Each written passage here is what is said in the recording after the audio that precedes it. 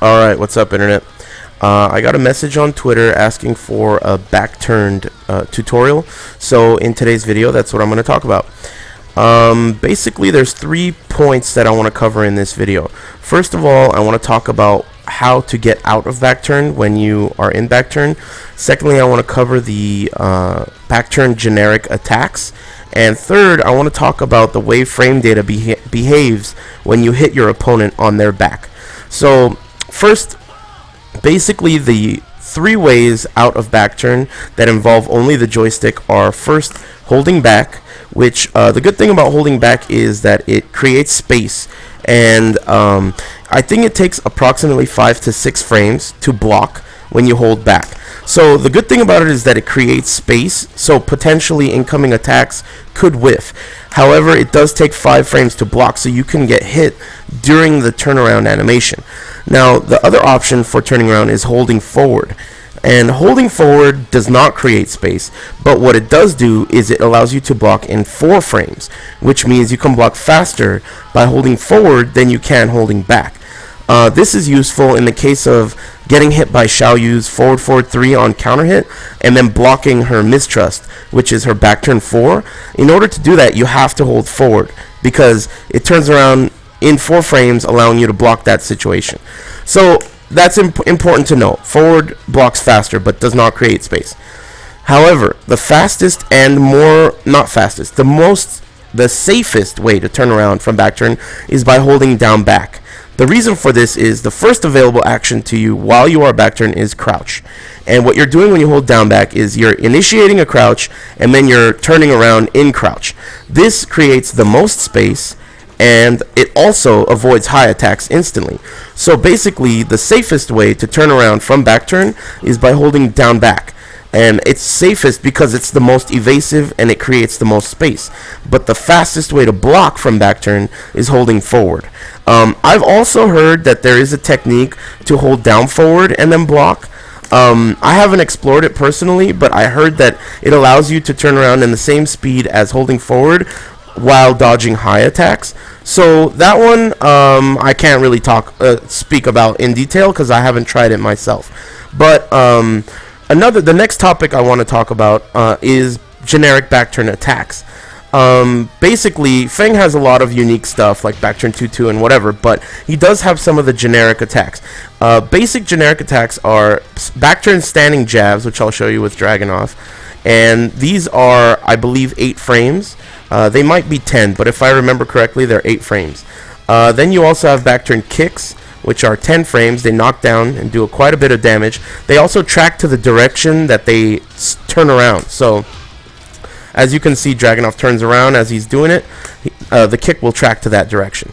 There are also back turn down 4s, which are the generic turnaround low kicks. If I recall correctly, these are safe, so they must be low parried in order to be punished. I may be wrong about that. I'm not 100%. Also, you have access to back turn down 1s, which are, good options to high crush and turn around.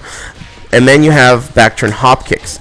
Now, these back turn hop kicks, they are mid. However, I want to emphasize that using them as a mid can be dangerous. I'll give you an example here. Even though they're mid, they have a very high hitbox. So you'll see that if the opponent is crouching, if I time this correctly, you'll see it go over the opponent's head. That happens very often, especially against normal or smaller sized characters, so you have to be cautious exactly how you use that. The back turn attacks are very important, especially for characters that don't have unique back turn attacks like Raven, Law, Fang. There's quite a few, and I'm glad I mentioned Raven and Raven and Lei, because these 2 characters have special back turn stances where they can actually walk forward and backwards, I believe, in back turn. So what I'm telling you about holding forward to turn around or holding down back and stuff may or may not apply to those characters because they function in a unique way. This tutorial is basically for the generic universal back turn stance, which most characters have, and the universal moves that most characters have out of it. So the last thing I wanted to talk about in this tutorial before I go is the concept of frame data applying to back-turned opponents. I'll use an example of Feng's down forward 1. Feng's down forward 1 is +6 on hit. However, when you hit the opponent's back with down forward 1, it is no longer +6 on hit. The game has a system in place which alters frame data when you hit the opponent's back with it.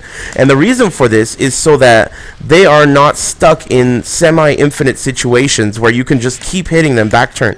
If this were a human opponent, they would have the opportunity to duck or attack or anything between these hits, which creates a fair game basically. However, there are some occasions where some moves have a unique hit stun animation, and for Dragunov, one of them is up back 2.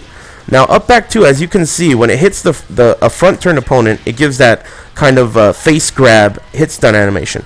Now, if you hit a side turn, it gives a side turn version of that animation, and if you hit a back turn, it gives you the same hit stun animation. Now, usually when you have this situation where the hit stun animation is similar when you hit their back to their front, usually it will maintain its frame data. Now, this move itself is +9, which means if you hit the opponent on their back, there's nothing they could do to turn around fast enough to block a down forward 2. So you should look for moves that maintain the same hit stun animation during back turn, and they will maintain frame data usually. Up forward 1 is one of those too for Dragunov. So basically that's the way to keep your opponent back turn and make them kind of have to deal with your back turn offense. You have to find the correct moves to maintain your frame advantage. Now, the last thing I wanted to share about back turn, which I think is very important, is using throws to turn around without getting counter hit. Now, if I'm being hit on my back, and let's say the opponent does a string like, I don't have an example to show right here, but let's say the case of Dragunov's back 2 on 3, right? The 3 itself, the last hit of this string, is not actually comboing. So the opponent has the opportunity to do something while they are back turn. Now, the problem is if they attack, the 3 is going to counter hit front ways and turn into a counter hit 3, which looks like this, down back 3. So the opponent doesn't get anything from hitting an attack from back turn. However, if the opponent decides to throw, a throw will initiate a turnaround animation immediately. So what will end up happening is the third hit of this string will hit the opponent out of their throw, meaning that the sweep will hit frontwards.